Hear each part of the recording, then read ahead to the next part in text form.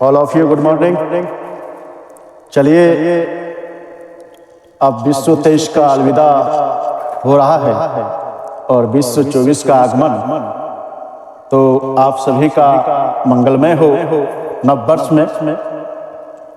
तो हम नव वर्ष में मंगलमय के साथ द्विघात समीकरण पर हम चलते हैं कि द्विघात समीकरण हम इससे पहले भी इसका कुछ परिचय आप लोगों को दिए थे। हम आज फिर बता रहे हैं कि यदि ए बी सी वास्तविक संख्याएं हो, यदि ए बी सी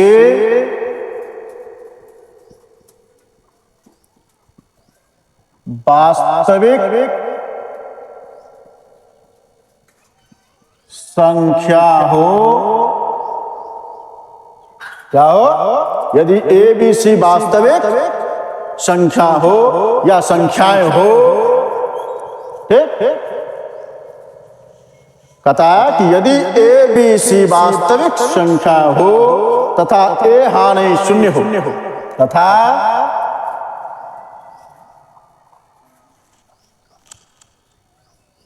ये हाँ नहीं क्या हो, शून्य हो, तो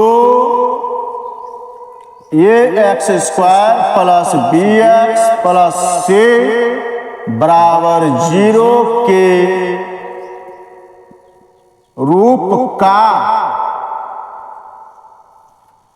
बराबर 0 के रूप का कोई भी समीकरण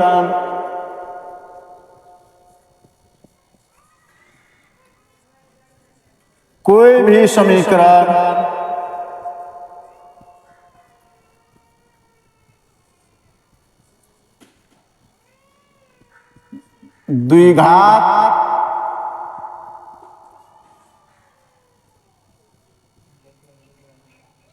समीकरण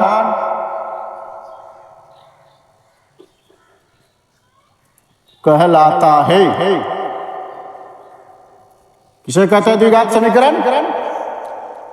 यदि ए बी सी वास्तविक संख्याएं हो तथा ये हाँ नहीं शून्य हो, तो x square plus b x plus c बराबर 0 के रूप का कोई भी समीकरण द्विघात समीकरण कहलाता है। क्या कहलाता है? ये द्विघात समीकरण कहलाता है। अब उसके बाद हम जो है द्विघात समीकरण के मानक रूप को देखते हैं कि हमको अगर पूछा कभी कि द्विघात समीकरण के व्यापक रूप को बताएं या द्विघात समीकरण का मानक रूप को बताएं, तो हम यह लिखेंगे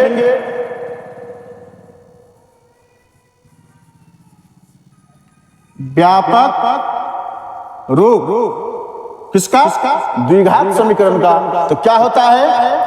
ए x square plus b x plus c बराबर 0 होता है। इसी व्यापक रूप को ही हम मानक रूप भी कहते हैं। कहता है कि व्यापक रूप को ही क्या कहते हैं? मानक रूप कहते हैं। X square plus b x plus c बराबर 0 वो द्विघात समीकरण का व्यापक रूप कहलाता है। अब द्विघात समीकरण दो प्रकार के होते हैं। द्विघात समीकरण कितने प्रकार के होते हैं? दो प्रकार के होते हैं। कौन कौन से द्विघात समीकरण दो प्रकार के होते हैं? एक होता है शुद्ध द्विघात समीकरण और दूसरा होता है मिश्रित द्विघात समीकरण। शुद्ध द्विघात समीकरण और मिश्रित द्विघात समीकरण होता है। तो हम चलते हैं कि शुद्ध द्विघात समीकरण क्या होता है और मिश्रित द्विघात समीकरण क्या होता है।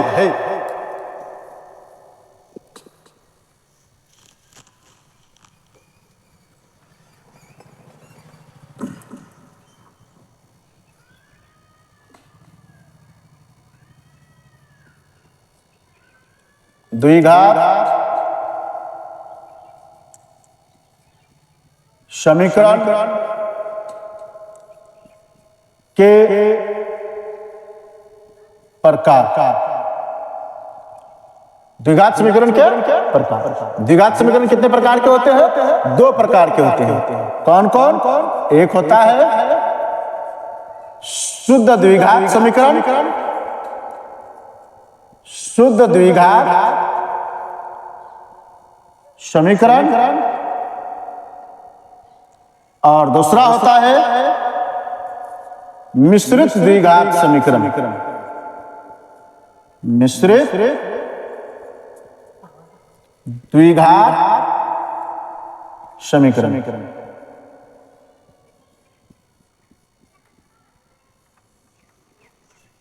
द्विघात समीकरण कितने प्रकार के होते हैं? दो प्रकार के। कौन कौन? शुद्ध द्विघात समीकरण और मिश्रित द्विघात समीकरण। शुद्ध द्विघात समीकरण कौन होते हैं? यानी ax square plus bx plus c बराबर 0 के रूप का कोई भी होगा तो वो शुद्ध द्विघात समीकरण हो जाएगा। क्या होगा? शुद्ध द्विघात समीकरण में शुद्ध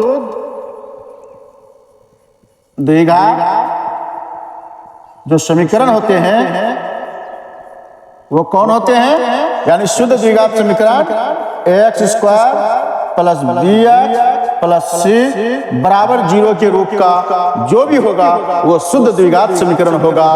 और मिश्रित जो द्विघात समीकरण है, मिश्रित द्विघात समीकरण। मिश्रित द्विघात समीकरण में क्या आते हैं? x बराबर minus B plus minus root D बटे 2a होते हैं। क्या होते हैं? x बराबर minus B plus minus root D बटे 2a के रूप का जो होता है वो क्या होता है? मिश्रित द्विघात समीकरण होता है। यानी शुद्ध द्विघात समीकरण में x square plus bx plus c बराबर 0 के रूप का जो होगा वो क्या हो जाएगा? शुद्ध द्विघात समीकरण। और मिश्रित द्विघात समीकरण में क्या होता है? x बराबर minus B plus minus root D बटे 2a। इस रूप में जो होगा वो क्या होगा? मिश्रित द्विघात समीकरण होगा। अब हम डी को देखते हैं कि ये डी क्या है। किसको देखना हमको? डी को देखेंगे कि ये डी क्या है। तो हम चलते हैं आगे की ओर, देखते हैं कि ये डी क्या है। तो हम ये देख रहे हैं कि डी जो है बी स्क्वायर माइनस 4ac को द्विघात समीकरण x square plus bx plus c बराबर 0 का विविक्तर या विवेचक कहते हैं। किसको? बी स्क्वायर माइनस 4ac को बी स्क्वायर माइनस 4ac को द्विघात समीकरण को द्विघात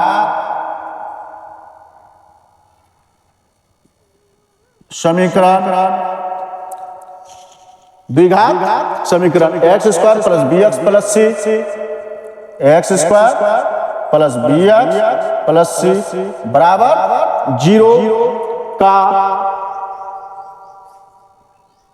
क्या कहते हैं? विवेचक। क्या कहते हैं इसको हम लोग? विवेचक कहते हैं।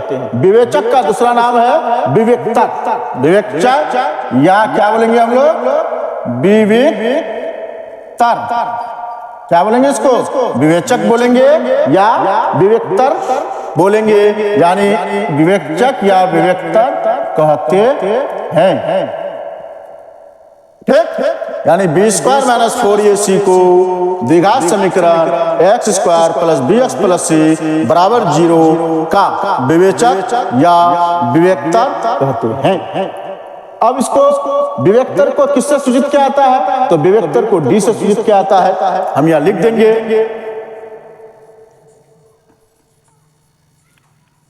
विवेक्तर को किससे सूचित किया जाता है? डी से सूचित किया जाता है। विवेक्तर को किससे सूचित किया जाता है? डी से सूचित किया जाता है।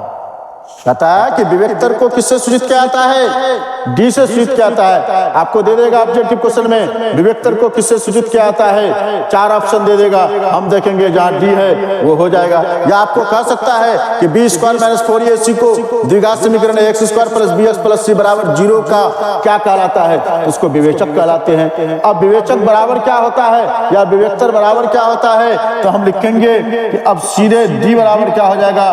बी स्क्वायर माइनस 4ac होता है। क्या होता है?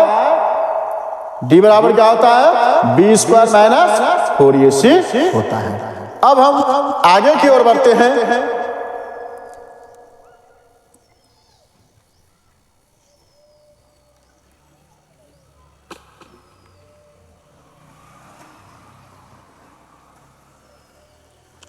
अब हम आगे की ओर बढ़ते हैं कि यदि अल्फा और बीटा द्विघात समीकरण कहता है, यदि अल्फा और बीटा कहता है कि यदि अल्फा और बीटा द्विघात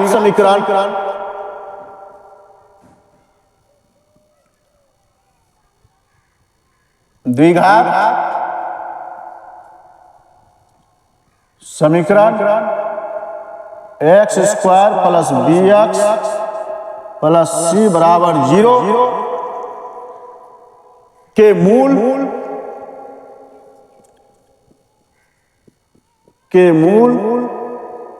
हो तो क्या कहते हैं, यदि अल्फा और बीटा द्विघात समीकरण x square plus b x plus c बराबर 0 के मूल हो तो मूलों का योग क्या हो जाएगा, यानी हो तो मूलों का योग का मतलब जोड़, यानी मूलों का योग अल्फा प्लस बीटा होगा। क्या होगा, मूलों का योग अल्फा प्लस बीटा होगा। मूलों का गुणनफल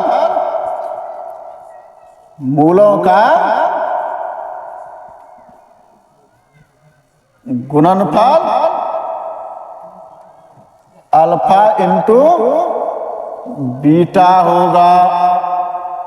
क्या होगा, मूलों का गुणनफल क्या हो जाएगा, अल्फा इंटू बीटा होगा। जब मूलों का योग अल्फा प्लस बीटा होगा और मूलों का गुणनफल अल्फा इंटू बीटा होगा तो अल्फा प्लस बीटा बराबर क्या होगा, यानी मूलों का योग बराबर क्या होगा, क्या कहते हैं, अल्फा प्लस बीटा। क्या है ये अल्फा प्लस बीटा, मूलों का योग है, तो मूलों का योग बराबर क्या होगा, माइनस बी बाई ए होगा। क्या हो जाएगा, अल्फा प्लस बीटा बराबर माइनस बी बाई ए, यानी इसका मतलब हुआ माइनस एक्स का गुणांक बटे एक्स स्क्वायर का गुणांक। हम इसको ऐसे भी बोल सकते हैं कि माइनस एक्स का गुणांक बटे क्या हो जाएगा, एक्स स्क्वायर का गुणांक। इसका गुणांक एक्स स्क्वायर का गुणांक, एक्स स्क्वायर का गुणांक उस क्या हो गया, अल्फा प्लस बीटा बराबर माइनस बी बाई ए, तो माइनस एक्स का गुणांक बटे एक्स स्क्वायर का गुणांक। उसके बाद अल्फा इंटू बीटा, कितना, अल्फा इंटू बीटा बराबर सी बाई ए। क्या होता है, अल्फा इंटू बीटा बराबर क्या होता है, सी बाई ए होता है। जब अल्फा इंटू बीटा बराबर सी बाई ए होता है तो हम इसको क्या बोलेंगे, अचर पद। क्या बोलेंगे इसको, अचर पद बटे क्या होगा, एक्स स्क्वायर का गुणांक। अचर पद बटे एक्स स्क्वायर का गुणांक कितना बराबर, अल्फा इंटू बीटा बराबर, अल्फा इंटू बीटा बराबर क्या हो जाएगा, सी बाई ए, यानी अचर पद बटे एक्स स्क्वायर का क्या हो जाएगा, गुणांक हो जाएगा। अब हम इसको द्विघात समीकरण को हम एक सूत्र के द्वारा लिखेंगे, तो इसको क्या करेंगे, द्विघात सूत्र कहलाएंगे। क्या कहलाएंगे इसको, द्विघात सूत्र कहलाएंगे।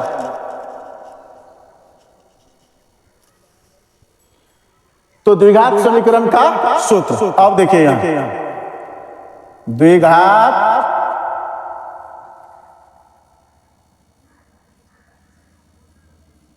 समीकरण का सूत्र क्या है, द्विघात समीकरण का सूत्र। तो क्या हो जाएगा द्विघात समीकरण का सूत्र, द्विघात समीकरण का सूत्र होगा, या द्विघात समीकरण का सूत्र बराबर हम लिखेंगे, क्या लिखेंगे, द्विघात समीकरण का सूत्र बराबर हम लिखेंगे, या हम यहाँ बराबर नहीं लिख करके हम यही लिखेंगे। क्या हो जाएगा, x square minus alpha plus beta into x plus alpha into beta. X square minus alpha plus beta into x plus alpha into beta. द्विघात समीकरण का जो सूत्र है वो क्या है जी? X square minus alpha plus beta into x plus alpha into beta. यानी इसका मतलब हुआ एक्स स्क्वायर माइनस मूलों का योग, एक्स स्क्वायर माइनस मूलों का योग, अल्फा प्लस बीटा को मूलों का योग कहते हैं, उस इंटू एक्स प्लस मूलों का गुणनफल, क्या लिखेंगे? मूलों का गुणनफल। तो इसलिए द्विघात समीकरण का जो सूत्र होता है तो x square minus alpha plus beta into x plus alpha into beta बराबर क्या हो जाएगा? 0। क्या हो जाएगा? बराबर 0 हो जाएगा। ठीक है, तो हमको यहाँ तक इसको क्लियर करना है और इसको अच्छा से देखना है। ठीक है, आज हम यहीं तक रहते हैं, फिर हम नेक्स्ट डे आपके बीच आएंगे। Thank you.